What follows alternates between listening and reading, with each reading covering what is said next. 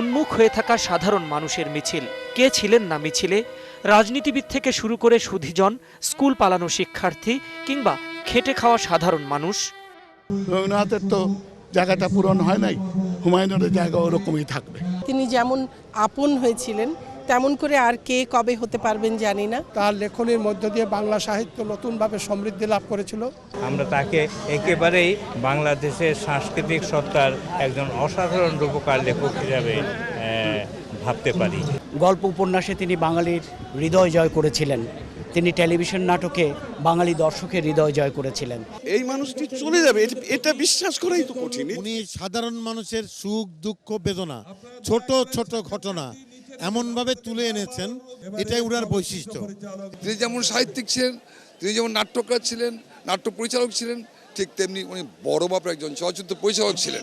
বিএনপির পক্ষে শুভেচ্ছা জানাতে আসেন দলটির ভারপ্রাপ্ত মহাসচিব সহ কয়েকজন জ্যেষ্ঠ নেতা।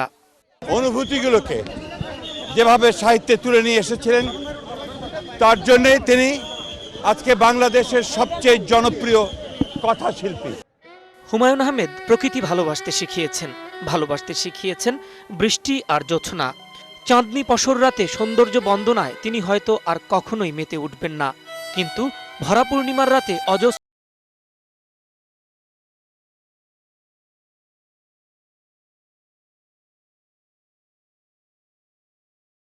স্যারের যেই হারানোর যে ক্ষতি, এটা আসলে অপূরণীয়। 4-5 শতাব্দীতে এরকম পুরুষ একবারই জন্মায়। নারীদেরকে যে এত সুন্দর করে এঁকেছেন, কল্পনা করেছেন, এত সুন্দরভাবে প্রকাশ করেছেন, সেটাই আমার সবচেয়ে ভালো লাগে। সকাল 11টা থেকে দুপুর 2টা পর্যন্ত শহীদ মিনারে হুমায়ুন আহমেদের মরদেহ রাখা হয়। শেষে দেশবাসীর প্রতি কৃতজ্ঞতা জানিয়ে সবার দোয়া চান তার ছোট ভাই মোহাম্মদ জাফর ইকবাল। যদিও সে আর এই পৃথিবীতে নেই, কিন্তু সে নিশ্চয়ই আপনাদের এই ভালোবাসাটুকু অনুভব করছে। ধরাছোঁয়ার বাইরের আলো আঁধারের রহস্যময় জগতের প্রতি হুমায়ুন আহমেদের টান সব সময়ের। সেই মানুষটিই চলে গেলেন সবার ধরাছোঁয়ার বাইরে। হুমায়ুন আহমেদ বলতেন, তার অভিমান তার ভালোবাসার মতোই তীব্র।